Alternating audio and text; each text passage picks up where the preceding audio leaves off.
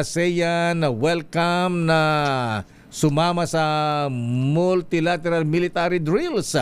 Ang kay Defense Secretary Gibo Teodoro. Edniel, please come in. Edniel. Lakay, pag-uusapan ng Association of Southeast Asian Nations o ASEAN ang pagpapahusay sa military cooperation dito sa rehiyon. Ang kay Defense Secretary Gibo Teodoro, bukas ang Pilipinas na isama ASEAN sa mga multilateral drills.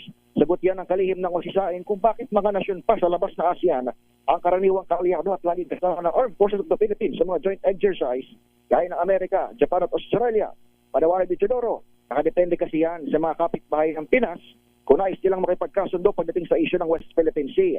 Nabatid kasing claim up din sa South China Sea issue ang ibang ASEAN country tulad ng Vietnam, Malaysia at Brunei. Pakinggan natin Secretary Teodoro.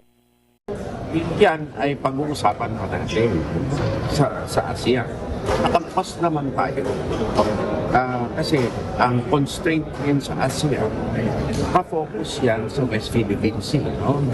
So, sa kanila yun. Ang gusto nila sumama.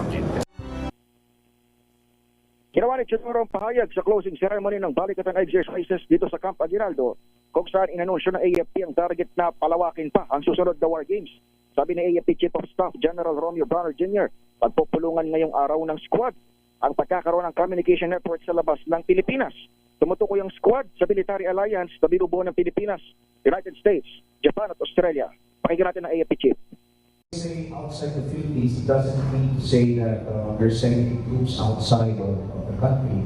What we plan to do is just to establish communications networks outside the Philippines, because right now the communications is confined to the archipelago. Ang tinig ni AFP Chief of Staff General Romeo Bronner Jr. Ako sa Edel Parrosa, nag-uulat para sa DZRH. Una sa Pilipinas, una sa Pilipino.